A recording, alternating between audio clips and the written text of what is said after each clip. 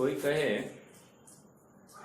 भाई मुझे अमेरिका जाना है तो कैसे जाए, तो उसको कहा सरल है, बंबई से फ्लाइट पकड़ो अमेरिका जाओ। अगला प्रश्न उसका ये है भाई बंबई कैसे जाना, तो बंबई यहाँ से कार करो टैक्सी करो जो कुछ है, बंबई एयरपोर्ट पहुंच जाओगे और वहां से फिर अमेरिका की फ्लाइट पकड़नी पड़ेगी। ऐसा ही प्रश्न यहाँ पर खड़ा हुआ है। कह रहे कि साहब मोह का क्षय कैसे करे। कह रहे अनंत भगवान को द्रव्यपने गुणपने और पर्यायपने जानने के बाद वैसा ही स्वयं को अनुभवना, और जब तुम वैसा ही स्वयं को अनुभव करोगे तुमको स्वयं में और अरहंत में और समस्त जीवों में कोई अंतर दिखाई नहीं देगा, सब एक समान दिखाई देंगे। कोई उच्च और कोई नीच, कोई दीन कोई हीन ऐसा नहीं दिखाई देगा, सब एक ही प्लेटफॉर्म पर दिखाई देंगे और अपने आप तुम्हारा उपयोग बाहर से हट जाएगा, तुम स्वभाव में लीन हो जाना। और तुम्हें एक लक्षण भी बताया चैतन्य उपयोगी। तो इतना सब सम करने के बाद में तुम्हें अपना मोह का नाश हो जाएगा जब तुम अपने स्वभाव में समा जाओगे। लेकिन सब अनंत भगवान को कैसे जानना, प्रश्न हो ये खड़ा हुआ है, अनंत भगवान को कैसे जानना। तो फिर वहां बताया गया कि अनंत भगवान को तुम जिनवाणी के माध्यम से जानना, अर्थात यहाँ पर प्रेरणा अब जिनवाणी को पढ़ने की दी जा रही है। तो अपन यूं कह सकते ये उपाय का उपाय है, अन्यथा उपाय कहने की अपेक्षा ये उपाय का उपाय ज्यादा योग्य लगाई देता है। क्यों, अन्यथा उपाय कहने में किसी को लग सकता है कि अरे दो उपाय है मोह नाश के, ऐसा नहीं है, उपाय का उपाय है। अर्थात उपाय क्या, अनंत को द्रव्यपने गुणपने पर्यायपने जानना, अर्थात स्वयं को द्रव्यपने गुणपने पर्यायपने जानना।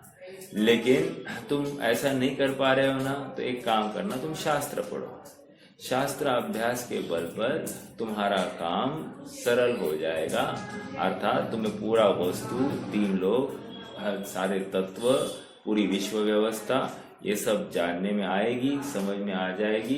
जैसे ही समझ लोगे, छह सामान्य गुण, विशेष गुण, 6 द्रव्य, उनके सब अनंत गुणों की अवस्थाएं, ये सब तुम्हारे ख्याल में आ जाएगा और फिर तुम सही रूप से तत्व निर्णय करने के लिए समर्थ हो जाओगे। आइए आज थोड़ा सा हमको पढ़ना है, तो अपन थोड़ा सा विषय में जुड़ जाते हैं।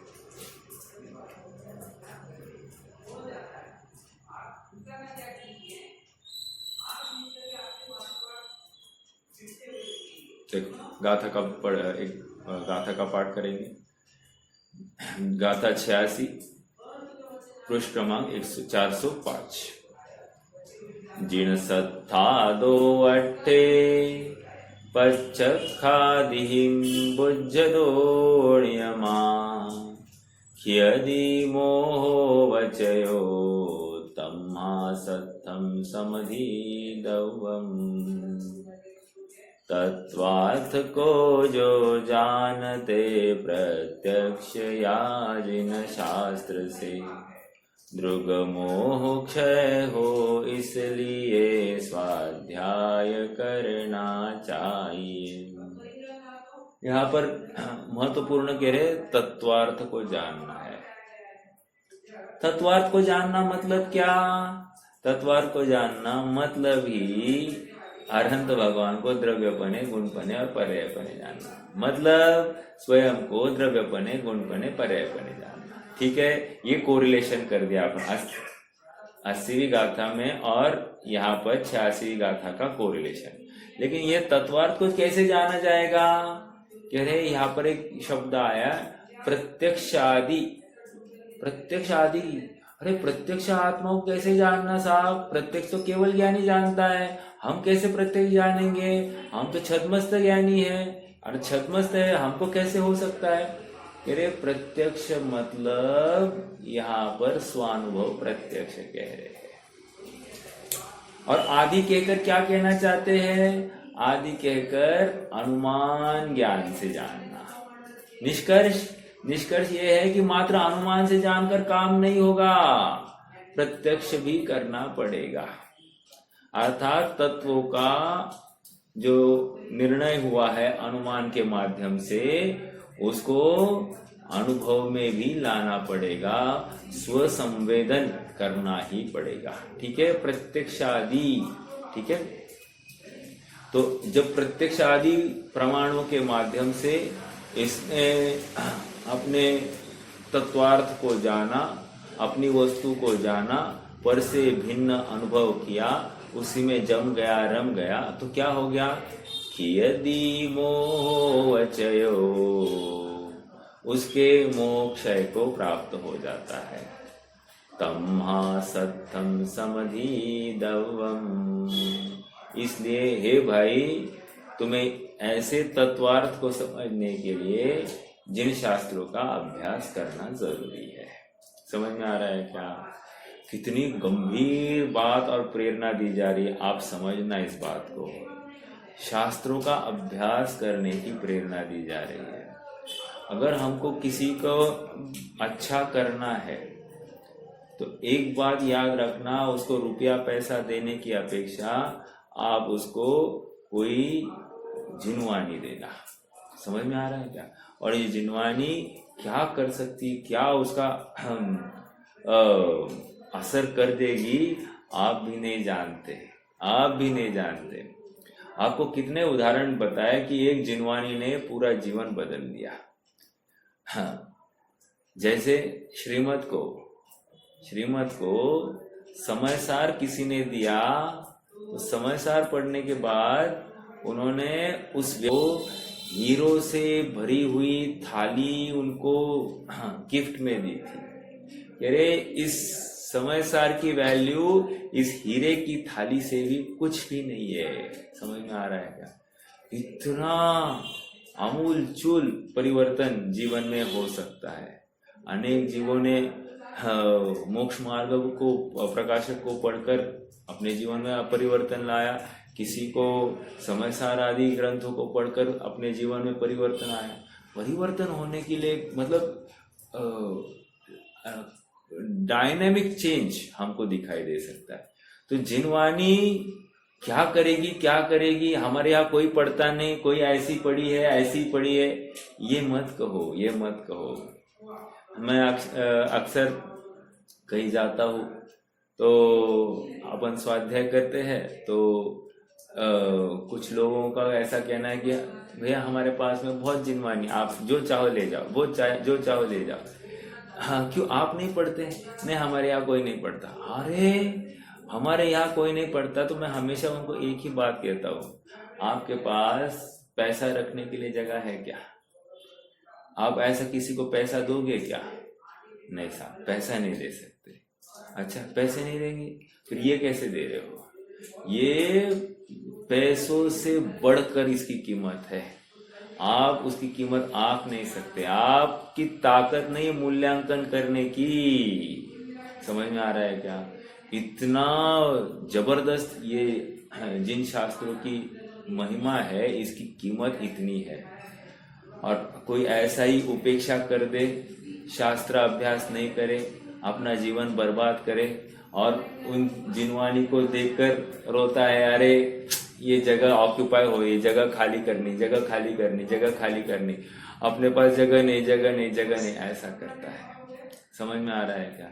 बहुत गंभीरता से विचार करना कि जिनवानी ही एक वो औषधि है जिसके माध्यम से हमारा मोह रूपी ज्वर उतरने वाला है, हमारा भ्रम नाश को प्राप्त होने वाला है, हमको तत्व का निर्णय कराया जाएगा। आइए थोड़ा सा भावार्थ देखते हैं। अमृतचंद्र स्वामी के बोल देखेंगे। 80वीं गाथा में मिल रहा है नीचे, 80वीं गाथा में द्रव्य गुण पर्याय स्वभाव से अरहंत के ज्ञान द्वारा आत्मा का उसी प्रकार का ज्ञान मोक्षय के उपाय के रूप में बताया गया। ठीक है, यह वस्तुतः इस 86 गाथा में प्रतिपादित उपायांतर की अपेक्षा रखता है। उपायांतर मतलब क्या? उस मोह का क्षय करने का उपाय, मतलब उपाय का उपाय। वो ऑलरेडी उपाय तो है ही, उसमें कुछ नहीं, लेकिन उस उपाय तक हमारी पात्रता कैसे हो, समझ में आ रहा है क्या? कह रहे ये बीज लो, ये बीज बोलो और तुम्हारा काम हो जाएगा, फसल आ जाएगी, बराबर। लेकिन मात्र बीज बोने से काम आएगा नहीं, बीज को बोने से पहले उस जमीन को उपजाऊ करना पड़ेगा, अर्थात उसकी मशागत करनी होगी, उसकी थोड़ी सी सॉफ्ट करना पड़ेगा, और उसके बाद में वो मिट्टी गर्म करनी पड़ेगी, जिस धूप से, जेठ की गर्मी से एकदम गर्म हो जाए, वहां पर फिर उसमें बीजारोपण किया जाए, उतने में पानी बरस जाए, और पानी बरसने से फिर उत्कृष्ट फसल की प्राप्ति हो जाए। समझ में आ रहा है क्या? अगर कठोर भूमि है तो कठोर भूमि में ये बीज बोने से काम नहीं होगा। तो यहाँ पर वही कह रहे हैं, कठोर भूमि नहीं चाहिए, चित्त की भूमि एकदम कोमल चाहिए। जब तक चित्त की भूमि कोमल नहीं है, इस भूमि में बीजारोपण नहीं हो सकता। साहब हम तो स्वाध्याय करते तो हमारा हो गया ना, रॉन्ग, यू आर मिस्टेकन। मात्र स्वाध्याय करने वाले की चित्त की भूमि सॉफ्ट हुई है, ऐसा कहना भी भ्रम है। कैसे भ्रम है, आज अपन चर्चा करने वाले। देखो, पूरा जीवन भर स्वाध्याय करने वाले जीव की भी चित्त की भूमि एकदम कठोर, शुष्क दिखाई देगी, शुष्क, बिल्कुल कुछ भी फर्क नहीं पड़ता है। तो इसके लिए क्या है, उसने भी शास्त्र या जिन वचन पढ़े ही नहीं है, वो निश्चयाभासी या फिर मात्र व्यवहाराभासी हो, लेकिन वो सुखी होने का पात्र नहीं है। साहब इतना तो किया है तो ये संस्कार काम में आएगा ना? नहीं, काम नहीं आएगा। सच्ची रुचि से, सच्ची धगस से, सच्ची दृष्टि से जब तक अवलंबन नहीं होता है, तब तक जिन वचन और अन्य वचन में कोई अंतर नहीं है। अर्थात अन्य वचन के अनुसार ये जिन वचन भी यूजलेस है। देखो, जैसे णमोकार मंत्र कहते हैं, णमोकार मंत्र वो माला कंटिन्यूस चल रही है, और भाववासन्य अरहंत का स्वरूप कैसा, सिद्ध का स्वरूप कैसा, आचार्य उपाध्याय साधु का स्वरूप कैसा, उनके 28 मूल गुण आदि आदि सब बातों का विचार करना, ये कुछ भी भाववासन नहीं है। और यहाँ एसी में बैठकर ये मालाएं फेर रहा है। काम होगा क्या इसका? काम होगा क्या? नहीं होगा। क्यों नहीं होगा? क्योंकि उसको यथार्थ भाववासन नहीं है, उसको महिमा नहीं है पंच परमेष्टि कैसे होते हैं। जिसको महिमा ही नहीं पंच परमेष्टि कैसे होते, तो उसको काम भी नहीं होगा, तो फिर माला फेरने का लाभ, कोई लाभ नहीं है। अरे तू गाली दे रहा है और ये नमोकार मंत्र कह रहा है, दोनों एक समान है, ऐसा कहते हैं विद्वान। समझ में आ रहा है? देखो पढ़ते हैं अपन। हाँ, सर्वज्ञ कथित होने से कंडीशंस अप्लाई। ये वाणी कैसी होनी चाहिए? सर्वज्ञ कथित। हाँ, क्यों साहब? अन्य द्वारा कथित होगी तो प्रामाणिक नहीं हो सकती। ये वाणी सर्वज्ञ कथित ही होनी चाहिए।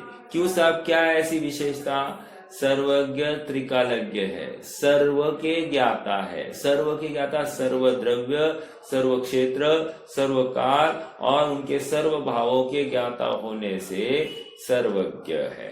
समझ में आ रहा है? इसलिए सब कुछ त्रिकालवर्ती समस्त पदार्थों को, उनकी समस्त अवस्थाओं को युगपत् एक समय में जिसने जान लिया है, कैवल्य कला में उमड़ पड़ा समस्त संपूर्ण विश्व का ही वैभव। तो यहाँ पर एक केवल ज्ञान की कला, कला अर्थात अविभाग प्रतिच्छेद में ही तीन लोक तीन काल के समस्त पदार्थ इनके ज्ञान का ज्ञेय बन गए हैं।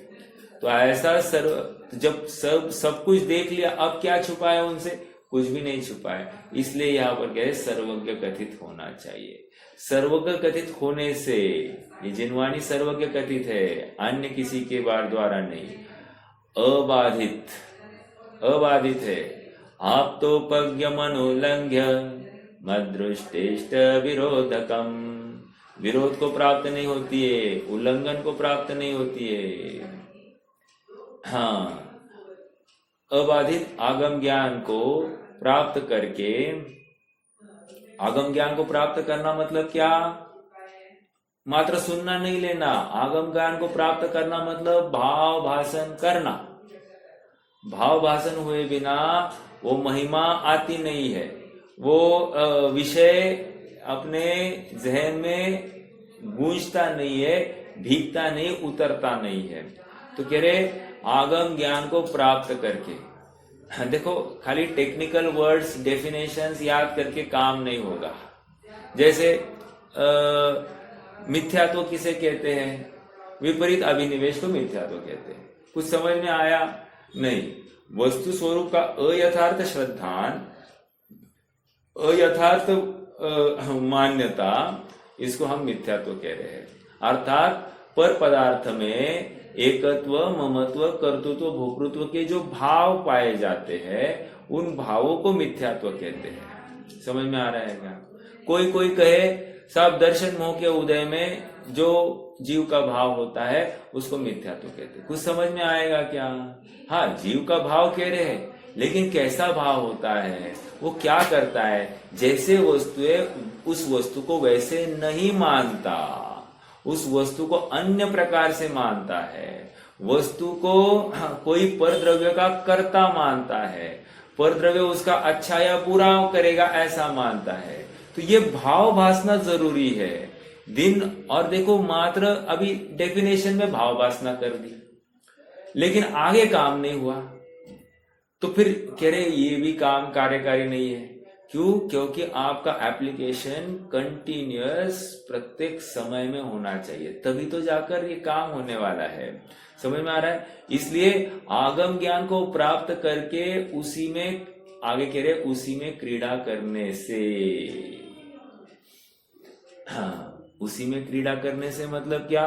बारंबार चिंतन, मनन, घोलन। अब मेरा प्रश्न ये कब होगा? बारंबार हमको आगम ज्ञान का ही उपयोग उसी में कब लगेगा? रुचि के बिना लगेगा या रुचि सहित लगेगा?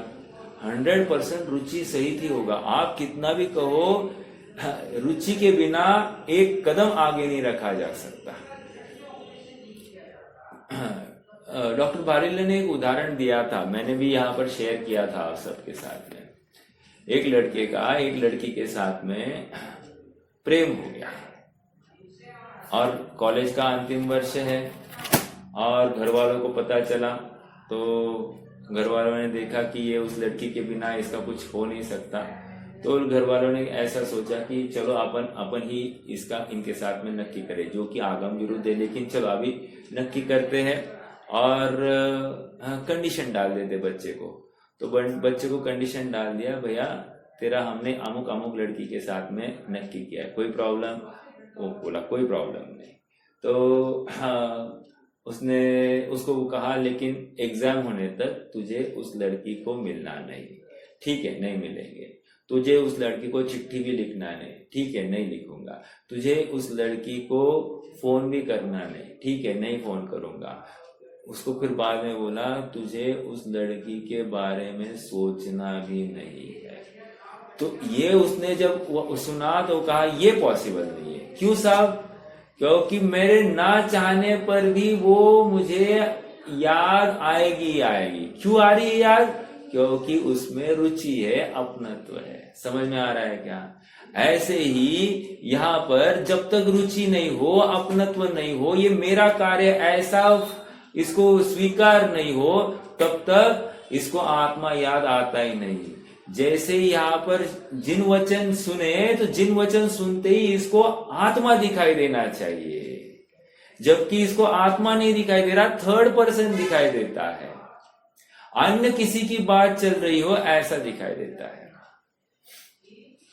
देखो, मान लो ये प्रथमानुयोग पढ़ रहा है, जिन वचन है ना आगम ज्ञान को प्राप्त कर गया, तो ये प्रथमानुयोग भी आगम ज्ञान है ना, मतलब शास्त्र है तो आगम ज्ञान है। तो कह रहे हैं कि प्रथमानुयोग पढ़ रहा है, तो प्रथमानुयोग पढ़ के उसमें क्रीड़ा करना। ना व्हाट इज दिस?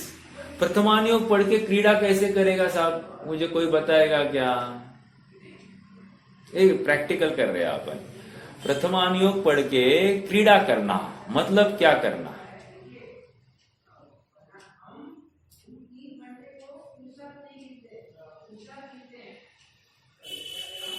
नहीं मालूम? देखो, अभी प्रथमानुयोग पढ़ रहे हैं, मान लो राम का चरित्र पढ़ रहे हैं, ठीक है? उसका चिंतन करना, हाँ, लेकिन हमारे जीवन में व्यक्तित्व तो बन रहे हैं, तो हमें भी उससे सीखना, जैसे प्रथमानुयोग। हाँ देखो, अभी अपन और विचार करते हैं। हाँ, क्या करना, जैसे राम का चरित्र है ना, तो राम को वनवास हुआ, राइट? एग्जाम्पल ले रहे, आज उनका राज्याभिषेक होना था, राज्याभिषेक कैंसिल हो गया और वनवास हो गया। ये घटना है अपने सामने। तो ये घटना देखकर आपने को क्या करना? अरे रे बहुत बुरा हुआ राम के साथ, ऐसा करना ये क्रीड़ा नहीं है। समझ में आ रहा है क्या? हो कुछ भी हो सकता है, समय का भरोसा नहीं है, ऑलवेज बी प्रिपेयर्ड। समझ में आ रहा है? हाँ, एक बात। दूसरी बात यह है कि मैं आत्मा हूं, आत्मा राज्य में रहेगा, राजा बनकर रहेगा तो भी कोई फर्क नहीं है, आत्मा के अनंत गुणों में कोई कमी नहीं है। और वहां पर जंगल में जाएगा तो भी आत्मा के अनंत गुणों में कोई कमी नहीं आएगी। समझ में आ रहा है क्या? ये तो इतनी, और अनादिकाल से मैं कितना भटक रहा हूँ, कहाँ भटका हूँ, मुझे भी उसकी खबर नहीं है। मैं तो एकेंद्रिय आदि फूल पत्ती सब कुछ हो गया हूँ। अब मुझे फिर से यहाँ से वहां जाने में क्या प्रॉब्लम है? मतलब मुझे कोई प्रॉब्लम तो नहीं होनी चाहिए। जिसको आत्मा का भान हो उसको क्या घर और क्या जंगल, दोनों एक जैसा है। समझ में आ रहा है क्या? तो इसमें एकदम सहजता आ गई कि नहीं आ गई आज? अब देखो, ये राम की बात हो गई, राम ने ऐसा तत्व चिंतन किया और फिर बाहर गए तो सहजता रही होगी। अगर इससे विपरीत कोई तत्व चिंतन, जैसे हमको सीरियल्स में बताया गया, कितना दुख हो गया, कितने रोए, क्या हुआ, अमुक तमुक, ये सब ये दिखाने के प्रसंग है। लेकिन आप यदि एक वितरागता के पोषक ऐसे जिनवानी के रूप में इसको पढ़ोगे तो राम इस बुद्धि से बाहर नहीं निकले हैं, राम तत्व चिंतन के बल पर बाहर निकले हैं। समझ में आ रहा है क्या? अब कदाचित मेरे जीवन में ऐसे प्रसंग आएंगे, आ सकते कि नहीं आ सकते? अपने घर में अनुकूलता प्रतिकूलता हो सकती कि नहीं हो सकती? अपनी इच्छा के विरुद्ध कार्य होते हुए दिखाई देंगे कि नहीं देंगे? तो उस समय में मुझे क्या करना, तत्व चिंतन कैसे करना, मैं आत्मा हूं, ऐसी वो भावना ऊर्ध्व कैसे की जाए, इसका ही विचार करना। और ये कब होगा? ये तभी होगा जब इसने अभ्यास ठीक से किया हो। अभ्यास ठीक से किया हो नहीं, निरंतर ऐसा ही अभ्यास कर रहा होगा, तभी तो जाकर घर में ऐसे प्रसंगों में भी शांति वर्तन हो सकती है। समझ में आ रहा है क्या? अगर ऐसा नहीं है तो काम नहीं होगा। हाँ ठीक है, तो ये क्रीड़ा करने की बात हो गई। चलो ये हो गया। हाँ, चरणानुयोग के ग्रंथ पढ़ना, चरणानुयोग के ग्रंथ पढ़कर कैसे क्रीड़ा करना, आत्मा के बारे में क्रीड़ा करना, अर्थात उसमें से आत्मा निकलना चाहिए। आप समझ रहे हैं क्या? निरंतर आत्मा दिखाई देना चाहिए। हाँ, अन्य कुछ दिखाई दिया, उनका दुख दिखाई दिया, प्रतिकूलता दिखाई दी, तो ये कोई आत्मा थोड़ी दिखाई दिया। हमको हर प्रसंग में, हर वचन में आत्मा दिखाई देना चाहिए, तब हम कहेंगे कि यहाँ पर क्रीड़ा करते हैं जिन वचन में। अब चरणानुयोग के शास्त्र पढ़कर कैसे क्रीड़ा करेगा साहब? 8 मूल गुण को पालन करना है, सप्त व्यसन का त्याग करना है, फिर उपवास आदि का अंगीकार करना है, अनर्थ दंड का त्याग करता है। तो इसमें आत्मा कैसे? दिग्व्रत, देशव्रत आदि अंगीकार करता है, अतिथि संविभाग व्रत आदि का पालन करना है, सामायिक आदि का पालन करना है। तो कह रहे इसमें आत्मा कैसे? वो शरीर की क्रिया को क्रिया न करता हुआ, शरीर की क्रिया तो परिचायक है मेरे अंतरंग भावों का। सचमुच भावों की विशुद्धि के बिना ये कार्य, ये क्रियाएं निष्फल है। समझ में आ रहा है? यहाँ पर ये क्रियाएं मेरे अंतरंग में कितनी बिगा हुआ है उसका परिचय है। यदि आत्मा भीगे नहीं तो काम नहीं होता है। देखो, हम अभी पानी बरस गया ना, अभी हमारे यहाँ तो पानी बरस गया, हम कितने देर में बाहर खड़े रहेंगे और अपन पूरे भीग जाएंगे? कितने देर में भीग जाएंगे? क्या बात है साहब, 1 मिनट में भीग जाएंगे। समझ में आ रहा है? अब यहाँ पर हम जिनवाणी रूपी पानी बरस रहा है अपने ऊपर और हम बिल्कुल भीग नहीं रहे मतलब हम भाव विभोर हो ही नहीं रहे। ये किसी और की चर्चा है ऐसा समझकर सुन रहे हैं। तो हम अपने आत्मा को कहाँ खड़ा कर रहे हैं? आत्मा लास्ट में खड़ा है और अन्य किसी की बात चल रही है ऐसा सोच रहे हैं। वाणी तो सुन रहे हैं लेकिन कोई वैल्यू नहीं। एक दूसरी बात, जब वाणी सुन रहे हैं तो मैं सुनता हूं ऐसे कर्ता भाव से सुन रहा है, लेकिन ये मेरे जानने में आ रही है ऐसा इसको कहाँ स्वीकार हो रहा है? और जहां जानने में आ रही वही मैं हूं, ये इसको कहाँ समझ में आ रहा है? इसको लगता है कि बाहर से ज्ञान होता है, इंद्रियों से ज्ञान हो रहा है, लेकिन यहाँ पर समझाया नहीं, इंद्रियों से ज्ञान नहीं, आत्मा से ज्ञान हो रहा है। हालांकि ये द्रव्यानि योग का पक्ष है, लेकिन मुझे तो इतना ही कहना है कि चरणानि योग के प्रसंग में भी कोई कहे पानी छान कर पीना, अरे पानी किसने देखा है साहब? उसमें किसने एक बूंद में असंख्या जीव किसने देखे? आलू में अनंत जीव किसने देखे? सभी का आधार क्या है? कह रहे ये आगम शास्त्र जिनवाणी के रूप में आधार है, और जिनवाणी उस आप्त के आधार से है। आप्त 3 लोक 3 काल का ज्ञाता है, उसके आधार से है। समझ में आ रहा है क्या? 3 लोक 3 काल उनके ज्ञान में झलक रहा है और उसके बल पर ये जिनवाणी रूप में मुखरित हुए हैं। वस्तु स्वरूप है जिनवाणी। हम जिन कुल में जन्मे इसलिए हम जैन नहीं है। अरे वस्तु का स्वरूप ही जैनत्व को अंगीकार किए हुए है, और हम वस्तु के स्वरूप के स्वीकार करते हैं, इसलिए हम जैन है। अर्थात एक वस्तु दूसरे वस्तु का कुछ कर नहीं सकती है, एक वस्तु का दूसरे वस्तु में अत्यंत अत्यंत अभाव है। आपको थोड़ा बताओ, थोड़ा प्रैक्टिकल करेंगे, नहीं वो द्रव्यानि योग में करेंगे, ये पहले चरणानि योग की बात करते हैं। तो ये हमारे पानी में असंख्या जीव है, सचित जो सब्जियां है उसमें अनंत जीव राशि है, उसमें आलू प्याज जितना ही दोष आता है, आलू प्याज में अनंत जीव है, आदि आदि। रात्रि में भोजन क्यों नहीं किया जाता है, हमको अचित करके ही भोजन क्यों करना, इसके जितने भी लॉजिक्स है इसके पीछे क्या है? हमारे इंद्रियों की गृद्धता कम करना। इंद्रियों के प्रति गृद्धता कम करना मतलब क्या? आत्मा के प्रति हमारी रुचि जागृत करना, ये प्रयोजन था। और ये क्या करता है? दिन भर मात्र इंद्रियों का पोषण कैसे होगा? भले ही छना हुआ पानी पीता है लेकिन गरिष्ठ आहार लेगा। गरिष्ठ आहार लेकर क्या होगा? इंद्रिय का पोषण कैसे होगा इसका ही विचार होता है। आत्मा का पोषण कैसे होगा इसको विचार ही नहीं। आत्मा तो भूल गया है, आत्मा पीछे पड़ा है और आगे सारी क्रियाएं आ गई। तो क्रियाकांड से कहा मिलेगा इसको आत्म राम? तो इसको चरणानि योग में क्रीड़ा करते आई नहीं। समझ में आ रहा है क्या? चरणानि योग जैसे ही करे उसको भार नहीं लगना चाहिए। अरे अब ये आ गया, अभी गेहूं छानना है, धोना है, सुखाना है, गेहूं खत्म हो गए, गया काम से। समझ में आ रहा है क्या? मतलब अब ये सब उसको काम मतलब एक बोझा दिखाई दे, ड्यूटी दिखाई दे, तो काम मतलब फायदा नहीं होगा। देखो प्रत्येक समय में चिंतन जरूरी है। मैं आत्मा हूं ऐसी ऊर्ध्वता उपयोग में आए बिना हम निश्चिंत नहीं रह सकते, निराकुल नहीं हो सकते। आत्मा जैसे ही ऊर्ध्व होता है सारी आकुलता गाफुर हो जाती है और एक सौम्य, एक शांत चित्त हमारा ऊर्ध्व होता है। यही हमारे लिए कार्यकारी। ये क्या हो गया? चरणानि योग का लाभ।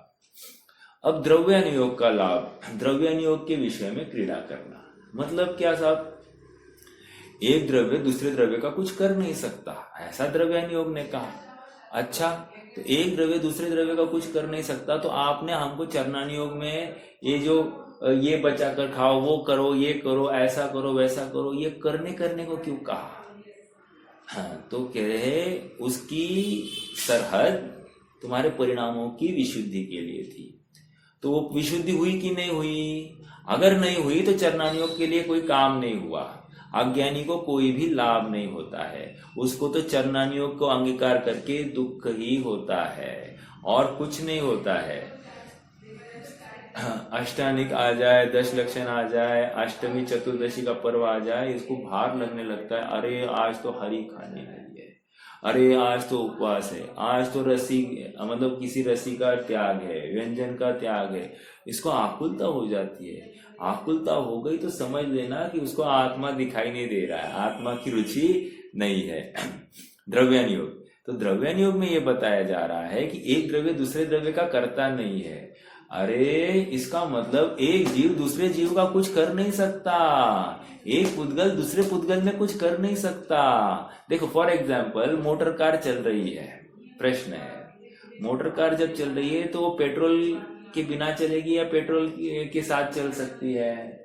पेट्रोल की वजह से चल रही है या पेट्रोल के वजह से चल रही है और अन्य प्रकार से चल रही है? प्रश्न तो यही है। यदि द्रव्यानुयोग से जाकर पूछे तो कह रहे हैं मोटर कार अपनी योग्यता से चल रही है। और फिर पेट्रोल ने क्या किया?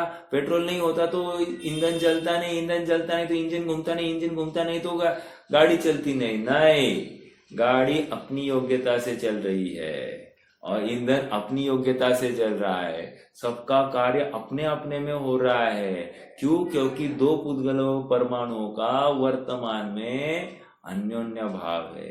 अर्थात वो ईंधन भी गाड़ी को चलाता नहीं और गाड़ी ईंधन की वजह से चलती नहीं।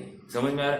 ड्राइवर है इसलिए बराबर कंट्रोल से चल रही, ऐसा नहीं है। चलो बिना ड्राइवर की भी गाड़ियां होती कि नहीं होती है? वहां पर भी कैसे चलती है? सेंसर से चलती है। सेंसर की वजह से चली, सेंसर ने सेंसिंग का काम किया, गाड़ी ने चलने का काम स्वयं अपने से किया है। समझ में आ रहा है क्या? ऐसा सहज ही प्रत्येक की स्वतंत्रता है। वो स्वतंत्रता द्रव्यानुयोग के माध्यम से समझे बिना हमको वस्तु की स्वीकृति नहीं आती है, निर्भरता नहीं आती है। अर्थात एक वस्तु का, एक पदार्थ का कर्तृत्व मेरे माथे पर नहीं है, ये विश्वास हमको हो जाता है। इसको कह रहे क्रीड़ा करना। क्रीड़ा का अर्थ खोल रहा हूं मैं इतने देर में। हमको बहुमान आ रहा है कि नहीं अपने आत्म वस्तु का? मैं शुद्धात्मा हूं, मैं अजर अमर पदार्थ हूं, मेरा कभी नाश होता नहीं है। जगत की कोई भी वस्तु मेरे लिए बनी नहीं है, मैं किसी का भोग कर ही नहीं सकता। मेरे अनंत गुण अपने में ही रहते हैं, अपने में ही तिष्ठते हैं। अनंत गुणों का भी परिणमन उनके स्वयं में, उनके आधार से है। ऐसी सहज ही स्वतंत्र व्यवस्था है। इतनी स्वतंत्रता अगर वस्तु में है तो मुझे अन्य चीजों का कर्तृत्व का भार क्यों लेना? इसको सहज प्रश्न हो जाता है। अरे कुछ भी मेरे हिसाब से चल नहीं रहा है तो मैं क्यों फटे में टांग अड़ाऊं? तो वहां से निवृत्त हुए बिना नहीं। इसका फल निवृत्ति है, अर्थात निश्चिंतता है, निराकुलता है। आकुलता अभी पर के कर्तृत्व का भार इसके माथे नहीं है। मेरा बच्चा आगे बढ़े, ये बहुत सीखे, ऐसा कोई बात नहीं है। मेरे बच्चे ने बहुत पढ़ाई की है इसलिए पास हो जाए, ऐसा कोई भार नहीं है। ये मतलब पर पदार्थ में इसको कुछ भी कर्तृत्व नहीं आता है। समझ में आ रहा है? अरे पर का छोड़ो, मैंने बहुत स्वाध्याय किया है, बहुत त्याग किया है, इसलिए अब मेरा अच्छा ही होना है, ये भार भी इसके माथे पर नहीं है। समझ में आ रहा है? अगर ये इसको लगे कि मुझे अच्छे ही संयोग मिले क्योंकि मैंने जीवन में बहुत अच्छे काम किए, दान किया है, व्रत अंगीकार किए, तो क्या? अरे गया काम से। इसको वस्तु स्वरूप ही समझ में नहीं आया।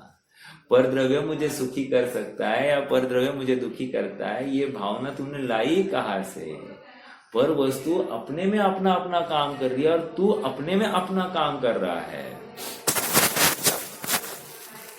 पुण्य उदय मम आया, प्रभु तुमरा दर्शन पाया।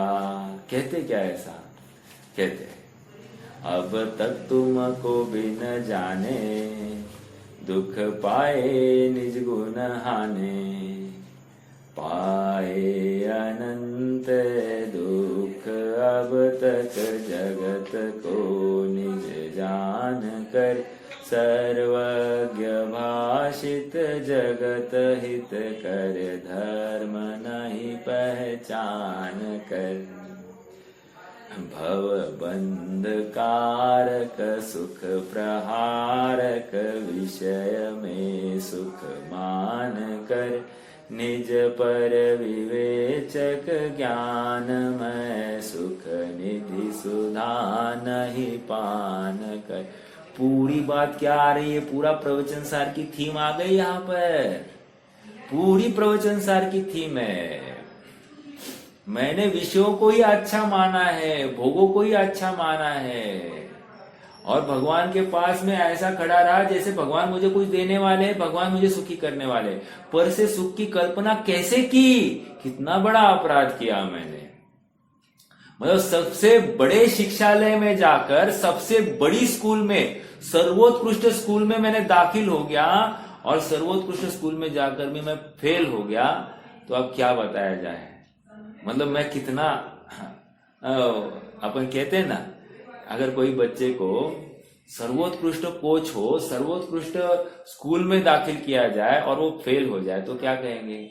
हम मराठी में उसको माठ्या कहते हैं बुद्धू कहते, बुद्धू। एक्चुअली बुद्धू ज्ञान का परिचायक था, लेकिन इसको अब उल्टी भाषा चलती है अपने यहाँ पर।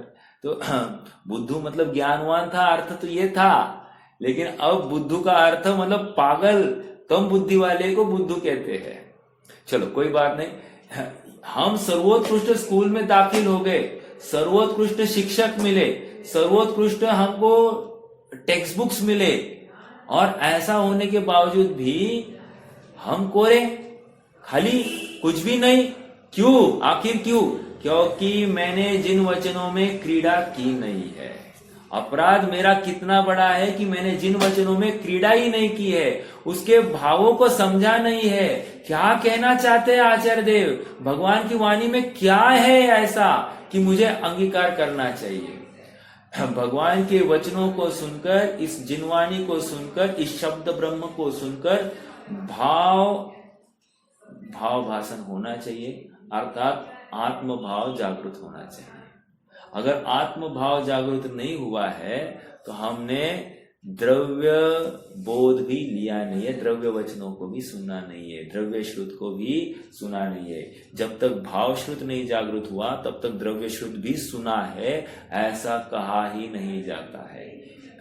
द्रव्य श्रुत ये एक निमित्त है, लेकिन निमित्त भी तभी कहा जाएगा जब भाव श्रुत जागृत हो जाएगा। अभी तक तो कुछ भी नहीं है, आत्मा की बिल्कुल रुचि नहीं है, हमको आत्मा दिखाई नहीं देता है, हमको नींद आ जाती है, हमको ये होता है, हमको वो होता है।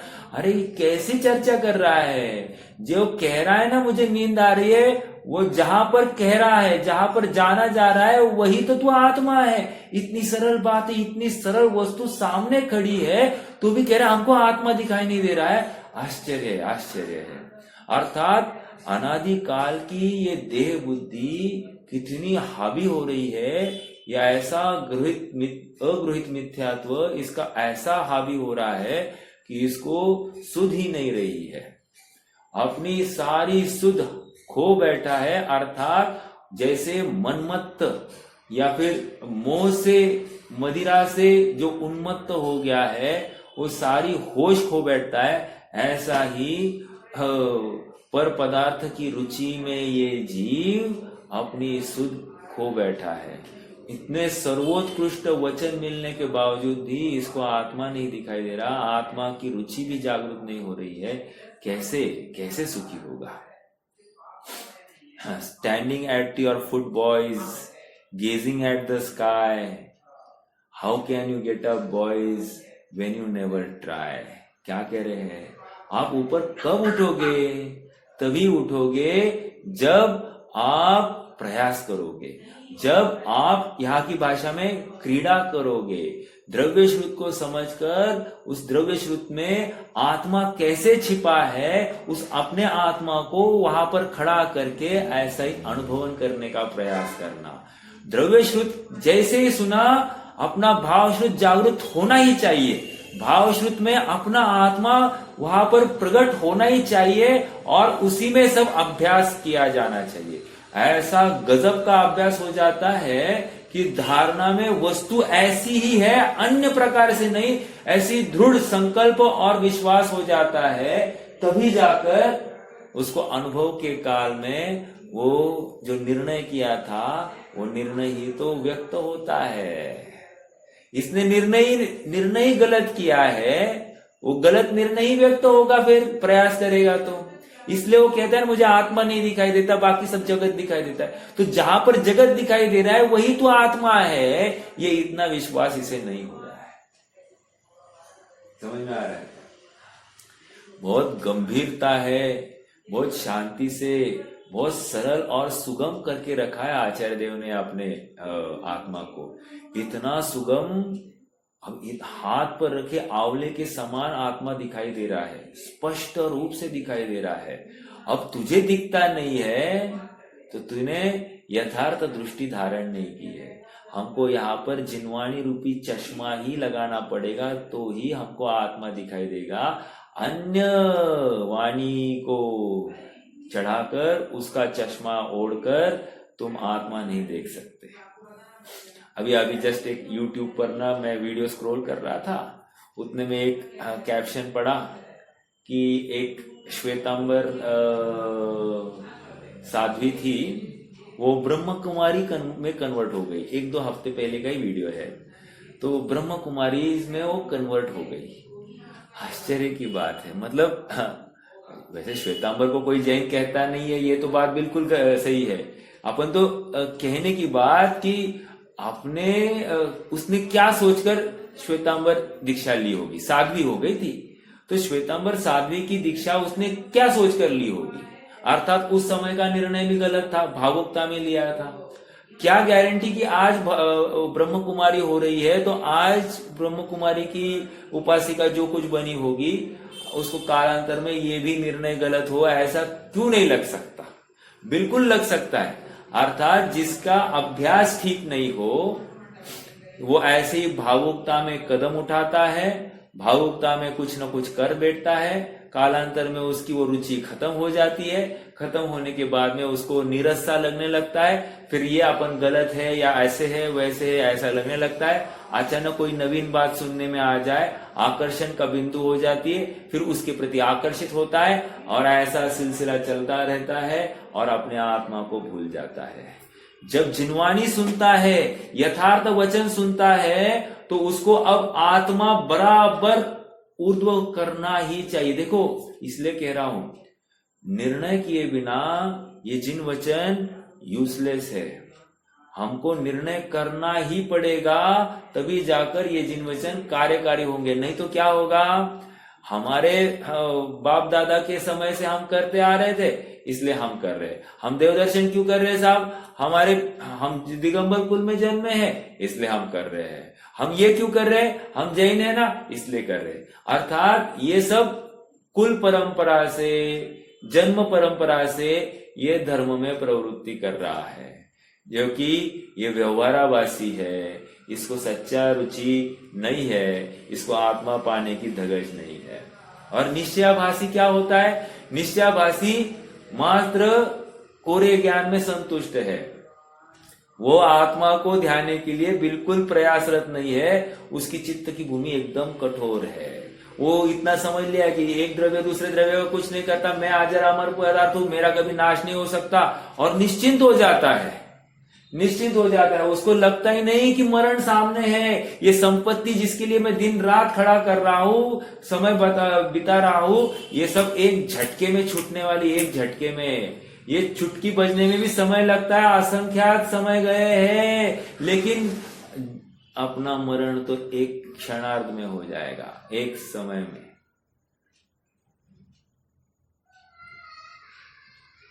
समझ में आ रहा है क्या? बहुत गंभीर बात है। देखो, अभी बाहर रास्ते पर एक एक्सीडेंट हो गया है, बच्चे को कुछ तो लग गई है। मुझे जस्ट एक आवाज से भावभाषण हो रहा है, रो रहा है बच्चा, कह रहा है देखो कुछ भी हो सकता है, अभी मरा नहीं है, जिंदा ही है। लेकिन कहने की बात इतनी है कि कभी भी कुछ भी हो सकता है। अभी क्या सोचकर चल रहा है, अगले समय में क्या होने वाला है पता नहीं है, तो पता नहीं तो करना अपना काम। जीवन का एक समय के लिए भरोसा नहीं है। जब एक समय के लिए भरोसा नहीं तो क्यों काफिल रहता है, ये विचारणीय बिंदु है। आइए आइए थोड़ा सा पढ़ते हैं अपन। तो क्या आ गई, क्रीड़ा करना। अपन ने प्रथमान योग के माध्यम से क्रीड़ा कैसे करते हैं, चरणानी योग के माध्यम से कैसे क्रीड़ा करना। आप अपने अपने उपाय ढूंढो और हर समय में आत्मा ऊर्ध्व होना। जैसे पानी छान रहे तो पानी छानते हुए एकदम शुष्कता, अरे आज फिर से छन्ना लगाना, वही पानी वही ये, ऐसा नहीं। वो ये जीव दया है। मैं कितने बार तो ऐसा जीव बना हूं, अब मैं कम से कम पानी का उपयोग करूंगा। इतनी गंभीरता और इतनी वहां पर जागृति चाहिए कि वहां पर अविवेक से बिल्कुल नहीं चलना चाहिए। और जीव होता क्या है, पूरा विवेक खो बैठता है। Over the period of time चरणानियों का पालन करते करते इतना ढीला हो जाता है, इतना तो चलता है, इतना तो चलता है, इतना तो चलता है, तो सब जगह पर चलता चलता के नाम पर ना इतना शिथिल हो जाता है, और शिथिल होते हुए भी स्वयं को धर्मात्मा मान बैठता है। तो ये क्यों हुआ है, यह आत्मा ऊर्ध्व नहीं था, इसलिए ये प्रॉब्लम हो गई। जिसके आत्मा ऊर्ध्व होता है उसको ये सब बातें सरल और सुगम होती है। कोई वो कहेगा आजकल कौन करता है ये सब बातें, आजकल कौन करता है ये बातें, ये कहकर ये क्या क्या कहना चाहता है कि मैं भी पक्ष से कर रहा हूं, मैं सच्ची रुचि से ये कार्य नहीं कर रहा हूं। समझ में आ रहा है क्या? अगर सच्ची रुचि से करता तो इसको ये बोझा नहीं भाषित होता। एक अमेरिकन प्रेसिडेंट हुए, वो एक स्टेटमेंट करते थे। वो कहते थे कोई झाड़ू भी मार रहा है ना तो उसने झाड़ू ऐसा मारना कि उससे अच्छा कोई झाड़ू नहीं मार सके, इतना अच्छा झाड़ू मारना। मतलब तुम जो काम करोगे इतने तन्मयता से और इतना उसमें समर्पण से करना कि तुम्हें ऐसा विश्वास हो कि इससे अच्छा कार्य और कोई नहीं कर सकता। समझ में आ रहा है क्या? वैसे ही यहां पर कह रहे, जब तुम स्वाध्याय कर रहे हो तो तुम स्वाध्याय इस प्रकार करना कि तुम्हें आत्मा के अलावा अन्य कुछ दिखाई ही नहीं देना चाहिए। हम राम कहेंगे तुम्हें आत्मा दिखाई देना चाहिए, हम सीता कहेंगे तुम्हें आत्मा दिखाई देना चाहिए, हम रावण कहेंगे तुम्हें आत्मा दिखाई देना चाहिए। अर्थात आत्मा का विस्मरण सो रावण, आत्मा का स्मरण सो राम। समझ में आ रहा है क्या? आत्मा का विस्मरण सो लक्ष्मण, आत्मा का स्मरण सो सीता। जो कुछ लगाना लगाइए। अर्थात सुखी होने के लिए आत्मा का स्मरण जरूरी है। हमने आज अपने आत्म स्वरूप को ही गौण किया है और ये पर्याय को ही ऊर्ध्व किया है और उसी में संतुष्ट हो गए हैं। और यही हमने यथार्थ रूप से क्रीड़ा नहीं किए। जिन वचनों को पढ़ा, देव दर्शन किया, लेकिन वो उसका क्या मतलब, जो मात्र उतने क्षण के लिए था जितने देर में भगवान के सामने खड़ा था। वो क्या लाभ कि उतने देर के लिए था जितने देर में जिन वचनों में मंदिर में वहां पर उन वचनों को सुन रहा था, उसके आगे क्या। ये इसलिए हुआ है क्योंकि मेरा परिणाम भीगा नहीं था। एक, मुझे आत्मा की रुचि नहीं लगी थी। दो, और तीसरी बात, मैं वहां पर मात्र मैं कानों से सुन रहा हूं, आंखों से देख रहा हूं, इतने में संतुष्ट था। अर्थात मैं कर्तृत्व की बुद्धि धारण किए हुए था। मैं आत्मा को प्राप्त करने के लिए वहां पर बिल्कुल तत्पर नहीं था, जागरूक नहीं था। समझ में आ रहा है क्या? जैसे कोई ग्राहक आ जाए अपने दुकान पर, तो जब ग्राहक आएगा दुकान पर तो हमको क्या दिखाई देता है? ग्राहक के रूप में हमको क्या दिखाई दे रहा है? पैसा दिखाई दे रहा है कि नहीं? तो वैसे यहां पर कह रहे, कोई जिन वचन सुना आपने, तो जिन वचन सुनने के रूप में आपको क्या दिखाई देना चाहिए? आत्मा दिखाई देना चाहिए। समझ में आ रहा है? देखो व्यवहार में कितना चतुर है, बराबर उसको पैसा दिखता है कि नहीं। जैसे धान्य आ गया अपने घर पर तो हमको क्या दिखाई देता है? केले आ गए, कच्चे केले क्या दिखाई देंगे? केले के चिप्स, केले का चिवड़ा दिखाई देता है कि नहीं। कोई दाल आ गई तो दाल आने के बाद हमको पूरन पोली दिखाई देती कि नहीं। दूध आ गया, दूध में फिर हमको लड्डू, पेड़ा, बर्फी सब दिखाई देता है कि नहीं। जब उनमें हमको बराबर प्रयोजनभूत वस्तु दिखाई देती है, तो हमको यहां पर जिन वचन में आत्मा क्यों नहीं दिखाई देता है? यहां पर बहुत गंभीरता से आचार्य देव हमको प्रेरणा दे रहे हैं। इतना इजी करके रखा है आत्मा, वो हमको उपाय का उपाय दिखा रहे हैं। हमारे मोह का नाश कैसे हो सकता है? शिष्य बोल रहा है, साहब हमको मोह का नाश नहीं हो रहा, और कुछ तो समझाओ। अच्छा, तो तुझे उपाय का उपाय दिखाते हैं, ला तुझे और बेसिक में जाकर दिखाते। चलो जिन वचन सुनो। तो जिन वचन कैसे सुनता है? ऐसे सुनता है। अरे तेरे बाप ने सुना था क्या ऐसे? कहते तू ऐसा सुनता है तभी तो तुझे काम नहीं हो रहा है।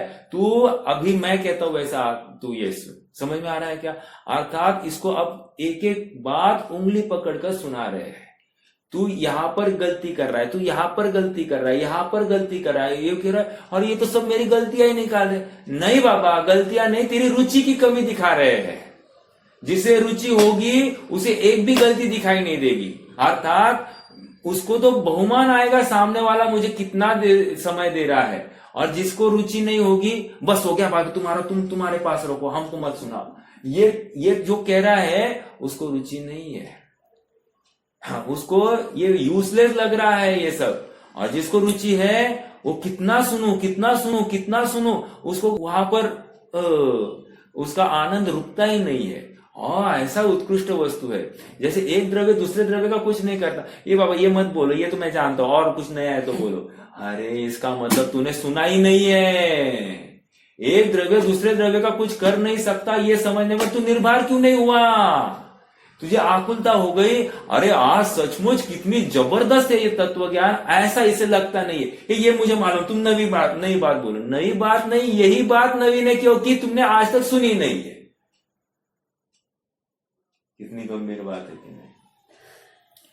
अरे गंभीरता से विचार करो तो इतना लाभ होता है। अपन देखो एक लाइन के आगे बढ़े नहीं है आज, लेकिन इसके ऊपर इतना अपन चिंतन कर सकते हैं। हमारी गलती कहाँ हो रही है, इसके लिए ये सब चर्चा है। हम कितना आगे बढ़ पाएंगे इसको ये नहीं है, हाँ, विषय नहीं है। लेकिन हम कहाँ गलत है ये समझना बहुत जरूरी है। हम चाहो तो एक झटके में पूरी गाथा, पूरा ये 4-5 पन्ने पढ़ ले, लेकिन लाभ क्या हुआ? जब हमको समझा ही नहीं मैं कहाँ गलत हूं, मेरा मोह कहाँ है, ये दिखाई नहीं दे रहा है मुझे। तो मुझे यहाँ पर एक एक बिंदु को खड़ा करके दिखाना पड़ेगा। ये तेरा यहाँ पर मोह है, ये यहाँ पर तेरी गलती हो रही है। तो गलती जब तक समझेंगे नहीं तब तक हम आगे। देखो जैसे कैलकुलेशन करना है हमको, है ना, हमको एक 10-12 टोटल 10-12 आंकड़ों का एडिशन करना है। और एडिशन करने के बाद में हमको आंकड़ा मैच नहीं हो रहा है, तो हम क्या करेंगे? कहाँ गलती हुई ये चेक करेंगे कि नहीं करेंगे? तो ये बात भी वही है। हम पूरी जिनवानी पढ़ रहे हैं और जिनवानी पढ़ने से हम सुखी होंगे ऐसा हमको कहा जा रहा है। तो हम भ्रम से सुख मान रहे हैं। और सुख किसको मान रहा है? कषाय की मंदता को। हम जिनवानी सुनकर खुश हो रहे हैं, किसको मान रहे हैं? पानी छानने को, अनाज धोने को, मर्यादित भोजन खान पान करने को, अमर्यादित नहीं खाते हैं, इसी में हम संतुष्ट है। कह रहे पागल है ये, इसको क्रीड़ा करना आता ही नहीं है जिन वचनों में। जो सच्चा सुखार्थी है वो जिन वचसी रमनते, ये स्वांत मोहा, ये वांत मोहा। अरे मोह का नाश होता ही है। ये क्या है वो शयांश? जिन वचसी रमनते, ये स्वयं, हाँ, जिन वचसी रमनते ये स्वयं वांत मोहा। कितवा कलश है? तीसरा या 9वां? तीसरा है, तीसरा। कहने की बात इतनी है, जिन वचनों में रमन करने के बाद में हमारा मोह का वमन होना ही चाहिए। यदि मोह का वमन हुआ नहीं तो समझना जिन वचन सुना नहीं। समझ में आ रहा है क्या? इतना सरल बोल दिया है। यदि चाबी, ओ माय गॉड, यदि चाबी ताले में लगी नहीं, ताला खुला नहीं, तो समझना चाबी गलत है। समझ में आ रहा है क्या? इतना सरल है ये बात। देखो, सर्वज्ञ कथित होने से पूर्णता अबाधित आगम ज्ञान को प्राप्त करके, मतलब हम कहां तक आ गए आप समझ लेना। सच्चे देव की वाणी मिल रही है, एक बात। दूसरा, उस वाणी में कोई दूषण भी नहीं है। नहीं तो साहब मिलावट वाली वाणी भी मिलती है ना, तो ये मिलावट रहित है। महत्वपूर्ण बात, अरे इसके लिए भी नसीब लगता है। महापुण्यदय से ये सब बात हुई है, इतना पुण्य खर्चा किया है, तब जाकर अनंत अनंत अनंत जन्मों का पुण्य जब फला है, तब जाकर ये जिनवाणी सर्वोत्कृष्ट रूप से हमको मिली है। अब देखो इसको, इसकी महिमा ही नहीं। हाँ मिली होगी, अरे मिली होगी, इसको लगता ही नहीं है। अभी 1 करोड़ की गड्डी उसके सामने आ जाए, फिर लगेगा उसको हाँ मिला, कुछ तो मिला। एक हीरे का हार लटकने लग जाए सामने तो लगने लगेगा। 2-5 तोला सोना ऐसे सामने दिखाई दे, हाँ खुश होगा। समझ में आ रहा है क्या? मान लो हमको चश्मे बिना दिखाई नहीं देता है। जिस दिन चश्मा आ जाए उस दिन आनंद करेगा कि नहीं करेगा? उगल सच में आनंद करेगा कि नहीं?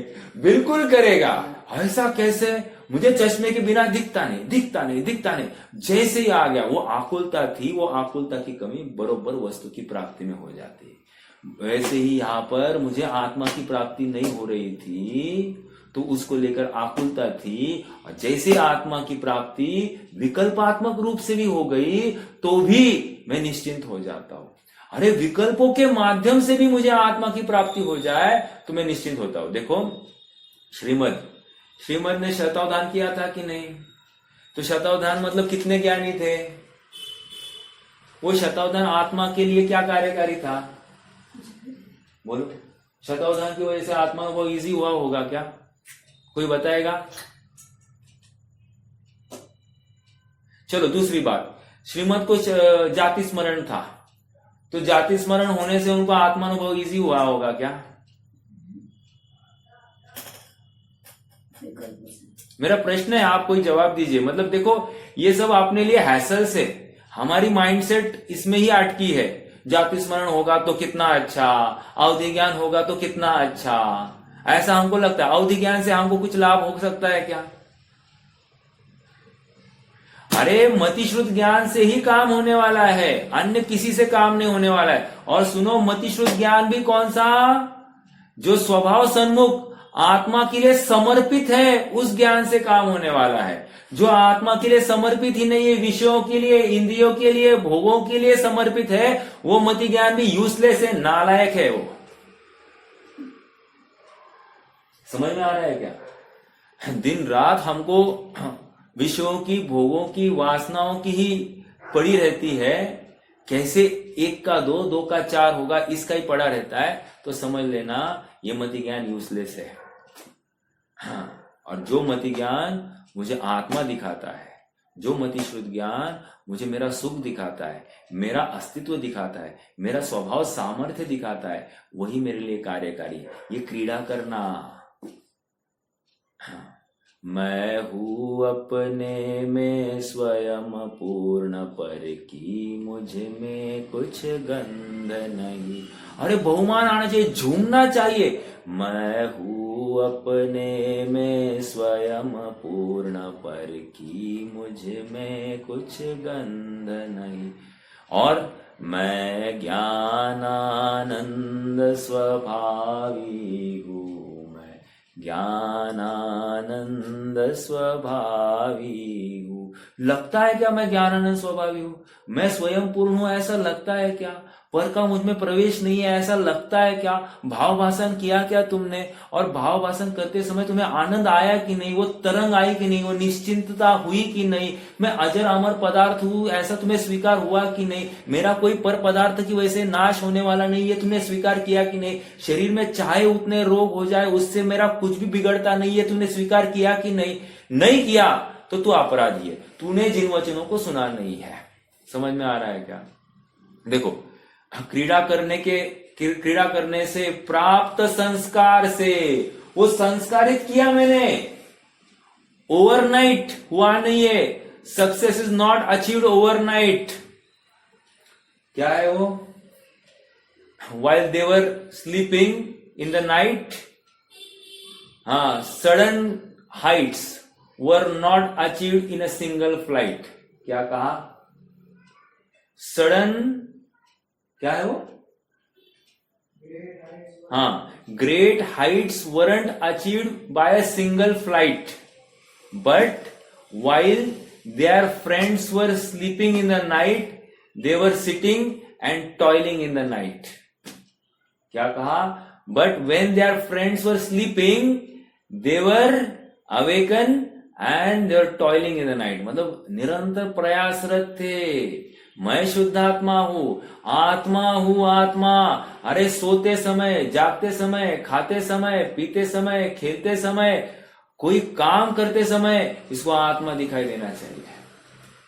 हाँ, अपना ज्ञानानंद स्वभाव ऊर्ध्व होना चाहिए। आनंद की तरंग उछलनी चाहिए। और देखो कितना क्षयक्षम हो, उससे काम नहीं होगा, कितने ग्रंथ का ज्ञान है, इससे काम नहीं होगा, लेकिन एक सच्ची रुचि होगी तो तुम्हारा काम होगा होगा होगा, अवश्य में होगा, गारंटी है। क्यों? ये प्राप्त संस्कार के बल पर। ऐसा दिन भर में हम संस्कार कितने बार करते हैं, विचार करना, और फिर अपने आप आंसर आ जाएगा कि हमको आत्मा क्यों नहीं दिखाई दे रहा है। हम कहते हैं कि हम बहुत प्रयास करते लेकिन आत्मा नहीं दिखाई दे रहा है, तो क्यों नहीं दिखाई दे रहा है? संस्कार ही नहीं करते हो। संस्कार करोगे तो आत्मा दिखाई देगा ही देगा, 101%। नहीं दिखाई देगा तो आचार्य देव के पास में आ जाना फिर से। वो बोलेंगे हमने जैसे कहा था तुमने वैसी दवाई ली नहीं है। ये आंसर भी मैं ही दे रहा हूं, यही जवाब होगा। जैसे परहेज कहा था वैसे परहेज तुमने किया नहीं है, तुमने कुछ तो लोचा किया है। देखो एक लास्ट हो गया। मैं एक पेशेंट आ गया डॉक्टर के पास में। डॉक्टर ने बोला वो बहुत उसका पेट में दर्द है, बहुत, इतना आकुल चित्त है, अत्यंत मरणासन्न जैसे उसकी अवस्था हो गई है। डॉक्टर ने कहा सच बोल, तूने तेल और गुड़ खाया कि नहीं? सच बोल, तूने तेल और गुड़ खाया है कि नहीं? मैं तुम्हें नहीं चेक करूंगा, तू निकल जा, अभी क्या अभी निकल जा, दूसरे डॉक्टर के पास जा, मेरे पास नहीं आना। अरे मैं बैठा था, मैंने उसको पूछा, डॉक्टर को पूछा, अरे जरा देखो तो इतनी खराब अवस्था हो गई और तुम इतने डांट रहे हो इसको। अरे तुम नहीं जानते, मैंने इसको बोला था तेल और गुड़ खाना नहीं, और उसने तेल और गुड़ खाकर आया है, उसके बिना ये हो ही नहीं सकता। हाँ, तो मैंने जाकर उस पेशेंट को पूछा, क्या भाई तूने तेल और गुड़ खाया था क्या? नहीं साहब, मैंने तेल भी नहीं खाया और गुड़ भी नहीं खाया, मैंने बिल्कुल नहीं खाया। डॉक्टर कह रहा है नहीं, ये हो ही नहीं सकता, इसने तेल और गुड़ खाया इसीलिए इसका पेट दर्द है। हाँ, तो फिर मैंने उसको शांति से पूछा, तूने आज भोजन में क्या खाया था? उसने कहा भैया मीठी पपड़ी खाई थी। तो मीठी पपड़ी में क्या है भाई? मीठी पपड़ी में तेल भी है, गुलगुले, हाँ गुलगुले खाए थे, चलो गुलगुले खाने थे लोगों को, गुलगुले खाए थे। अच्छा, गुलगुले में गुड़ भी था, तेल भी था, और ये बोल रहा है कि मैंने तेल और गुड़ खाया। अब बोलो, अरे इसने समझा ही नहीं तेल और गुड़ कैसे नहीं खाना, किसी भी रूप में नहीं खाना है, और ये समझ नहीं रहा है, इसलिए इसको दुख हो रहा है। वैसे ही यहां पर समझा रहे हैं कि तू ज्ञानानंद स्वभावी है, तो ज्ञानानंद स्वभावी है ये कहकर ये समझता ही नहीं कि मैं ज्ञानानंद स्वभावी मतलब क्या, इसको भाव भाषण ही नहीं हो रहा है। तो भाव भाषण नहीं हो रहा है तो इसके मोह का अभाव दूर नहीं हो रहा है, अर्थात मोह का अभाव नहीं हो रहा है, और इसके पेट में दर्द है। समझ में आ रहा है क्या? इसका सर में दर्द है, इसकी आंखों में तकलीफ है, इसके कान में तकलीफ है, इसकी छाती में दर्द करेगा, इसके पैर में दर्द हो रहेगा, इसकी सर्वाइकल है, इसको स्पॉन्डिलाइसिस है, अमुक तमुक सब दिखाई देगा, लेकिन आत्मा नहीं दिखाई देगा। समझ में आ रहा है क्या? बहुत गंभीर चर्चा। इस चर्चा को ऐसे ही ऊपरी नहीं लेना। अपना सुख जहां पर है वहीं पे ढूंढने की कोशिश करना। गलत जगह पर ढूंढोगे तो पछताओगे। हाथ को मले बिना और कुछ नहीं रहेगा। समझ में आ रहा है क्या? रुकते हैं आज के लिए। जिनवानी